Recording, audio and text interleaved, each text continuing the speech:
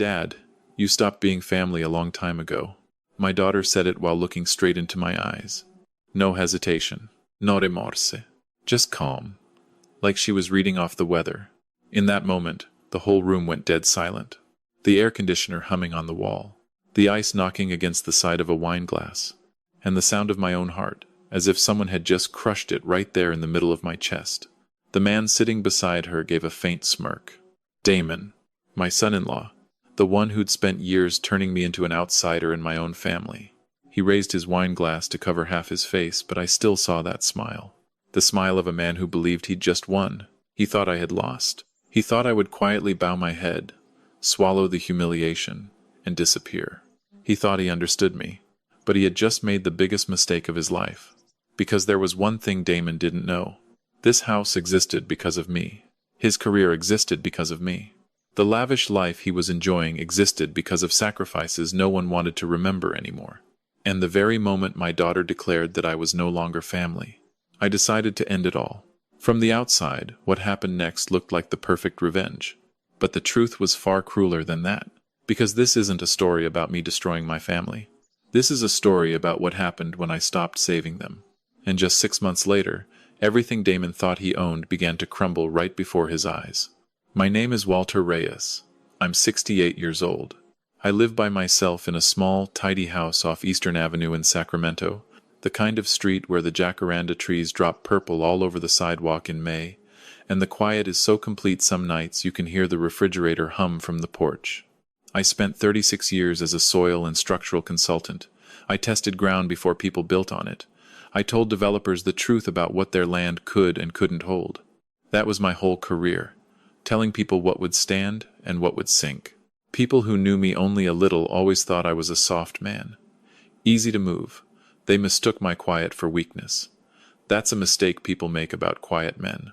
We're not soft. We're just patient. And patience that gets pushed far enough turns into something else entirely. It was a Sunday in June. Sacramento heat already pressing down by noon.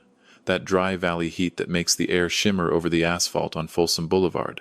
I drove out to my daughter's house in El Dorado Hills, one of those big new builds with the 3-car garage and a lawn so green it looks fake against the brown hills behind it. The kind of house that announces something to everyone who drives by. I helped with the down payment on that house. Nobody brings that up anymore. I had a gift on the passenger seat. A first edition gardening book for my daughter, Nadia. She used to love growing things when she was small. I wasn't sure she still did. I parked, picked it up, and walked to the door. She opened it before I knocked. Dad. A smile, but a careful one, the managed kind. She'd been giving me that smile for about 2 years. Hey, sweetheart, I said. I hugged her. She smelled like a perfume I didn't recognize. Not the one she used to wear. Behind her, like he'd been placed there for the shot, stood her husband, Damon. Pressed shirt, sleeves folded just so, a watch that cost more than my first car. He had a smile that worked very hard and never reached his eyes. Walter. He put out his hand, squeezed too tight the way he always did, like the handshake was a small reminder of something. Damon, I said, and I shook it.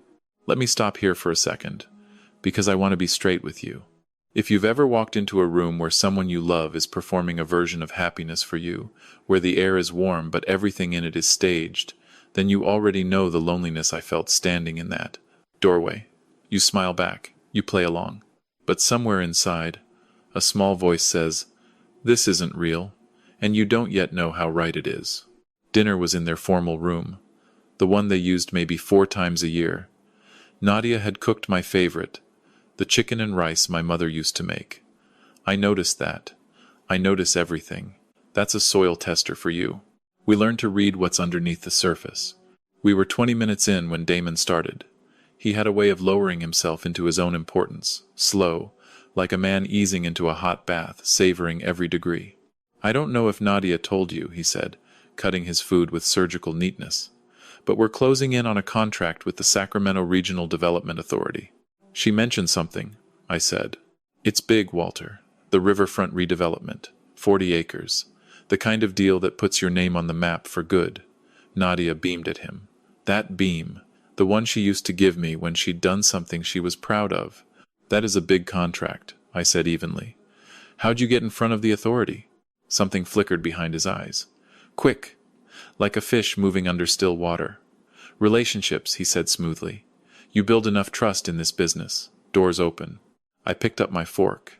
I chewed slowly, because I knew exactly which door had opened, and I knew whose name was painted on it. Here's what nobody at that table knew. 3 weeks before, I'd gotten a call from an old colleague, Henry Okafor. Henry and I had worked side by side for over 20 years. He called because he'd seen my name on a project proposal that crossed his desk. My name. Listed as a senior technical reference and consulting advisor for a company called Vance Reyes Holdings. I had never agreed to that. I had never been asked. Not once. Damon had taken my last name, bolted it onto his own, and built a company letterhead out of it. I sat in my kitchen for 15 minutes after that call, doing nothing but breathing. 36 years. 36 years of showing up, telling people the hard truth about their land, never once signing off on something I couldn't stand behind. That reputation wasn't luck. It was decades of being the man who didn't lie. And Damon had folded it up like a paper napkin and stuffed it in his pocket. I didn't call him. I didn't call Nadia. I made a decision the way I make all my real decisions, quietly, and I waited for Father's Day. So at that table, I reached into my jacket and pulled out a folded document. Damon, I said, keeping my voice level, I need to talk to you about something. He looked at the papers. His jaw tightened, just slightly. Nadia glanced between us. What is that? It's a copy of the proposal your husband submitted to the Development Authority. I smoothed it on the table, turned it so he could read. My name is on page 4, listed as a technical advisor. I never agreed to that. I found out because Henry Okafor called to congratulate me on a project I'd never heard of. The silence had weight to it, the kind you can feel on your skin. Walter, Damon started. It's more complicated than... I'm not finished.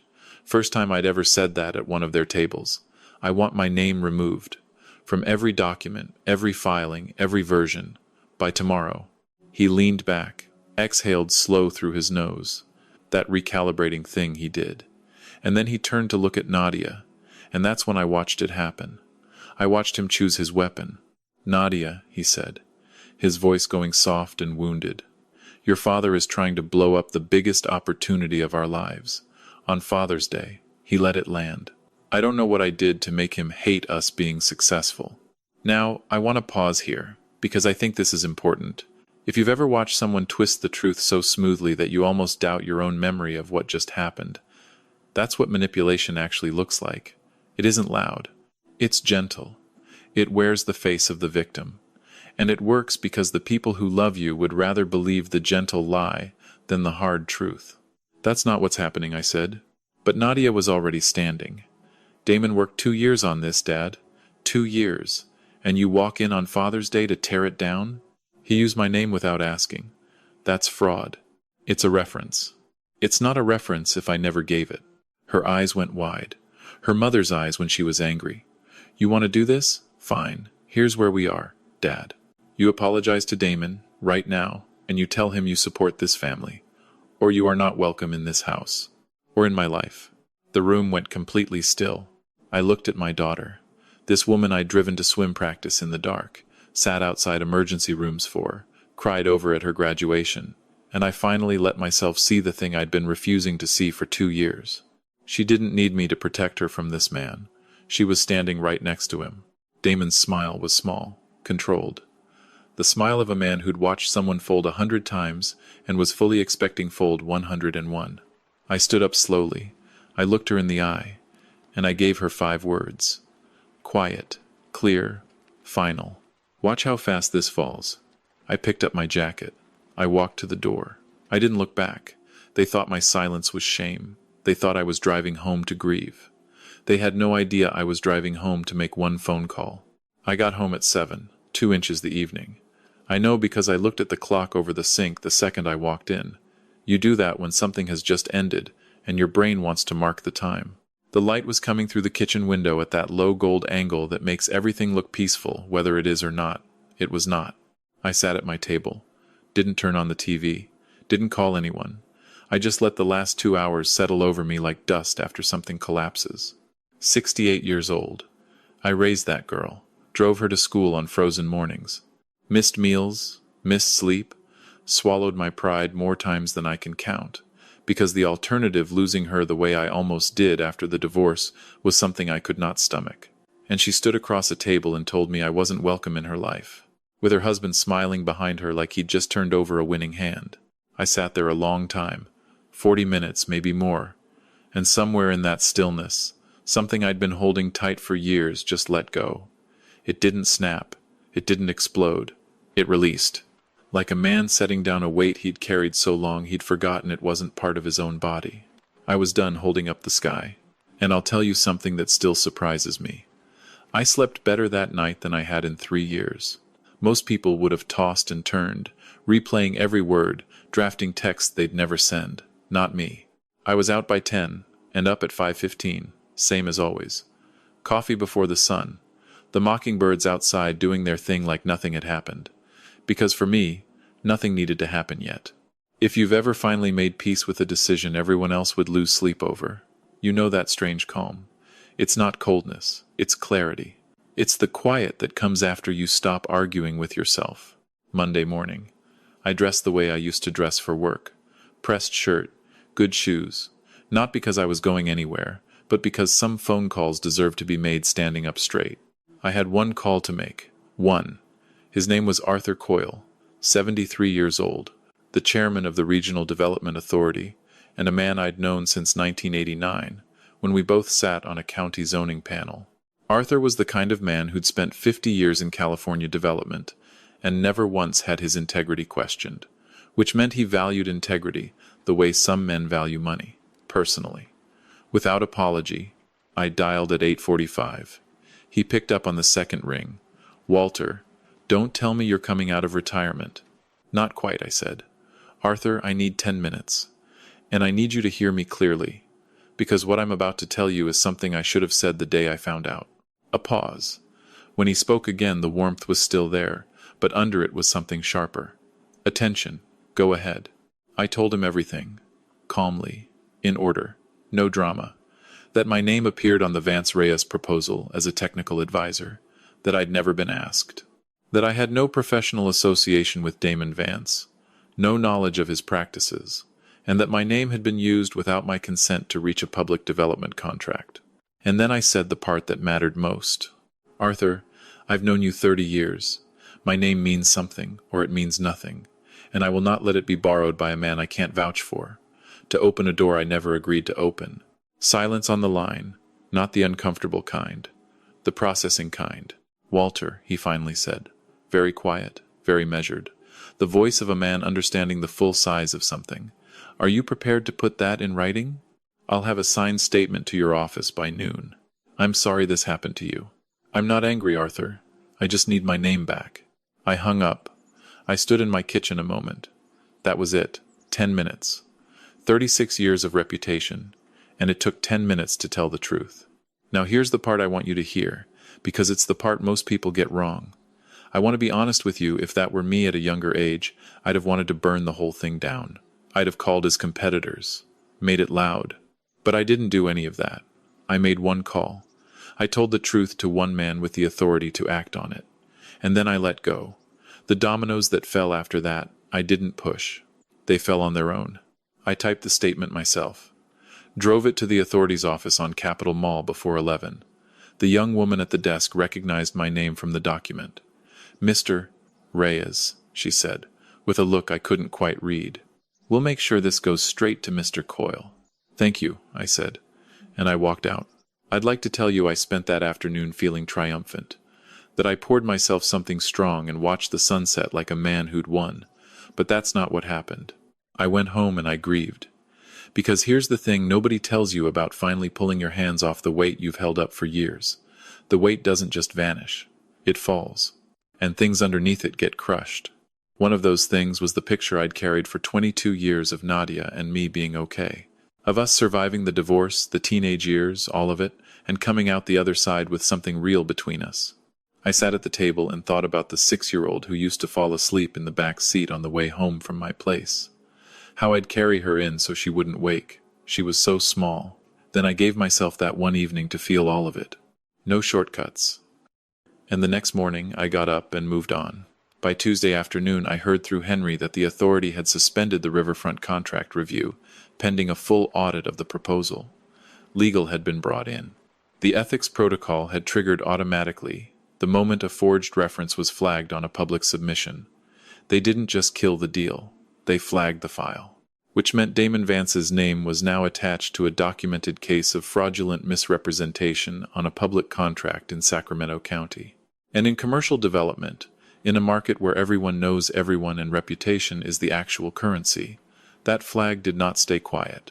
It moved fast, the way bad news always does. By Tuesday evening, 2 other firms Damon had been courting had gone silent. No returned calls. The professional version of a door closed very politely in your face. Henry called me that night. "Walter, I don't know what you said to Arthur. I just told the truth." He let out a long breath. Well, the truth had somewhere to be. Wednesday morning my phone started ringing. First call, 7:51, Damon. I let it ring. He called again at 8:15. Then 8:40. Then a text. "Walter, we need to talk. This has gotten out of hand. I think there's been a misunderstanding." Misunderstanding. Interesting word for a man who typed my name into a legal document without my knowledge. At 9:30, Nadia called. I stared at her name on the screen for a long moment. My daughter, my little girl, the one who told me 3 days ago that I wasn't welcome in her life. And I let it ring. Now, I know how that sounds. A father, letting his daughter's call go to voicemail. And I want to be honest with you, it was the hardest thing I did in this entire story.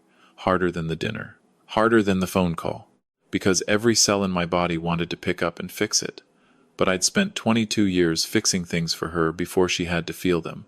And I knew, the way you know a truth in your bones, that if I rushed in now, she'd never actually arrive at the thing she needed to see. Some truths only stick if a person finds them alone. What I learned later, from Nadia herself, was what happened inside that house. Damon had come home Tuesday already cracking. The silence from his contacts had unnerved him in a way she'd never seen. By Wednesday, he had the formal written notice. The deal was dead. The flag was real. And that's when he stopped performing. The charm went first. Then the composure. Then whatever careful structure he'd built around himself came apart, and what was underneath wasn't the polished man she'd married. He turned on her the way cornered people turn on whoever is closest. Blamed her. Blamed me. And he said the thing that told her everything. He told her the only reason he'd ever needed her was her father's name. That without my reputation attached to his pitch, the authority would never have taken the meeting. He said it like it was her fault for not delivering me properly. A door. That's all she'd been to him. A door with my name on it. And the moment the door stopped being useful, he didn't even bother to hide it. There's a specific kind of knock you feel before you hear it. Not loud, not angry. Desperate. I was in the backyard when it came, Wednesday afternoon, just past 3, pulling weeds along the back fence. That slow, mindless work that keeps your hands busy while your mind does what it needs to do. I heard it 3 times. Careful, almost apologetic. And I knew who it was before I reached the door. I looked through the side window. Nadia. Standing on my porch in a wrinkled blouse, the pale yellow one she'd had for years, the one she wore when she wasn't trying to impress anybody. Hair undone. No makeup. Red around the eyes in a way that told me she hadn't just cried recently, she'd been crying for hours. 29 years old. And she looked 7 again. Standing outside my apartment that first weekend after the divorce, backpack on, stuffed rabbit under her arm, trying so hard to be brave. I opened the door. Her chin trembled once. Then she locked it down. "Dad, can I come in?" I stepped aside. She sat at my kitchen table. The same table where I'd made the decision. I put the kettle on without asking. Nadia always drank tea when something was wrong. Had since she was 12. She didn't speak right away. Just stared at her own folded hands like they belonged to someone else. I set the mug down, sat across from her, and waited. "He's not who I thought," she finally said. "He screamed at me, Dad." Her eyes came up, raw, not raised his voice. Screamed. Like I was nothing. Like I was the reason it all fell apart. She laughed, with no humor in it. Like I was supposed to apologize because his fraud got caught. I kept my face steady. Let her land. He said the only reason he ever needed me was your name. Your connections. That without your reputation the board never takes the meeting. She looked at me. He said it like it was my fault for not handing you over properly. The kitchen was very quiet, handed over, like I was a package. Like 36 years of telling the truth about the ground was a tool someone could borrow without asking, and return slightly damaged. Nadia, I said, you tried to tell me. At dinner, you weren't attacking him, you were... I was just telling the truth. Her voice cracked.